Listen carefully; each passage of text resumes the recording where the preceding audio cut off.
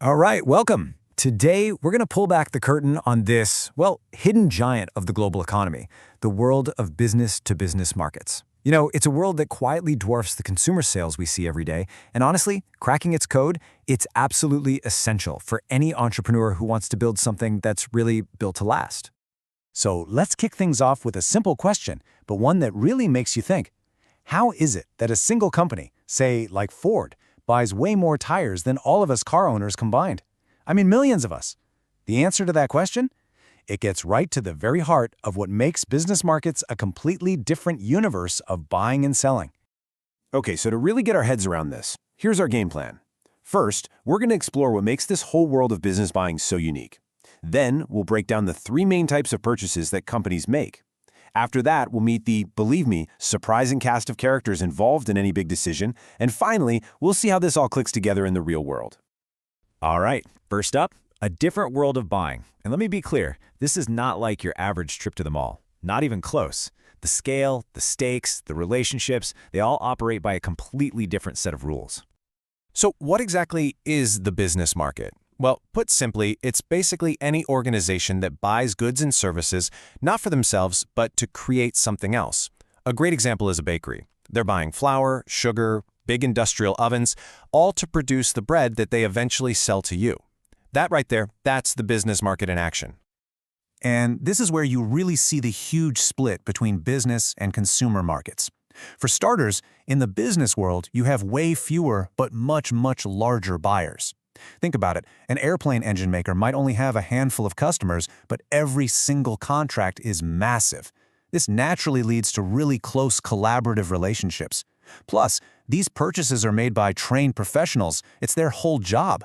And maybe most importantly, the demand is what we call derived. What's that mean? Well, Ford only buys more steel when you and I start buying more cars. Their demand is derived from ours.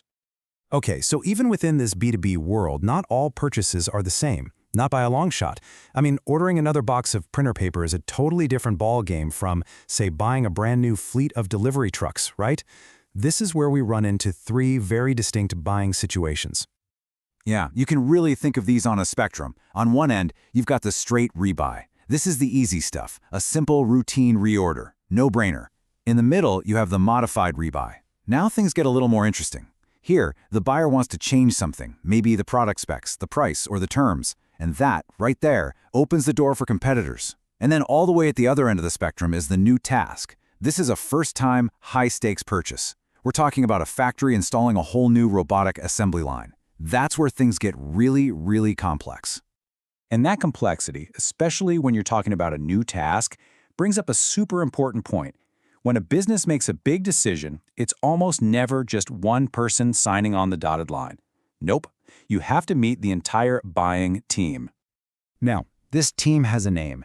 It's called the Buying Center. And it's really important to get this. It's not a formal department you can find on an org chart.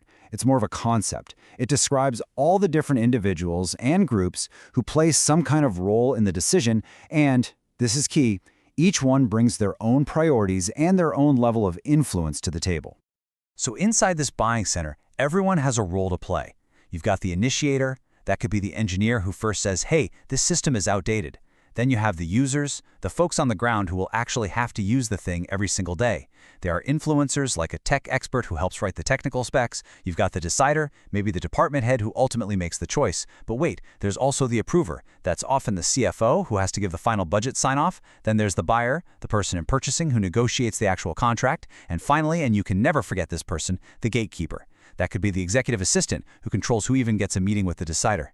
A truly smart seller, they know they have to speak to every single one of them. Okay, I know. That was a lot of theory, a lot of terms, so let's make it real. For this last part, we're going to go from theory to practice and see exactly how all these concepts, the buying situations, the buying center, all come together in a real-world scenario. So I want you to meet Sarah. She's the founder of a really cool growing online jewelry store called Crafted Creations. Things are going great. But, with that growth comes a new kind of problem. A problem that pretty much every single scaling business eventually has to face. Here's the deal. Her basic generic packaging just isn't cutting it anymore. It looks a little unprofessional, sure, but more importantly, it totally clashes with her brand's strong eco-friendly values. So, for Sarah's business, what are we looking at? This is a classic new task buying situation. So let's map out her buying center. Who's in it? Well, Sarah herself is obviously the initiator, she spotted the problem, and she's also the final decider. But what about the users? That's her packing team. They're the ones who need boxes that are super easy and quick to assemble. And who are the influencers? Her customers. They're a powerful force here. Their demand for sustainable, eco-friendly materials is really driving this whole decision. So, what was the winning solution? Who got her business? It was the supplier who understood her entire buying center, not just Sarah the decider. They didn't just sell her boxes. No, they sent samples directly to her packing team, the users, so they could test how easy they were to use. And they provided clear, hard data on the recycled content of their materials, which satisfied the demands of her customers, the influencers. See how that works? Sarah's story really brings all these ideas together perfectly. So as we wrap this up, I want to leave you with one final thought. I want you to think about your own business, or maybe an idea you've been kicking around. Don't just ask yourself, who is my customer? Go deeper. Ask, who is in my customer's buying center? Because I promise you, answering that question, that's what will put you miles ahead of the competition.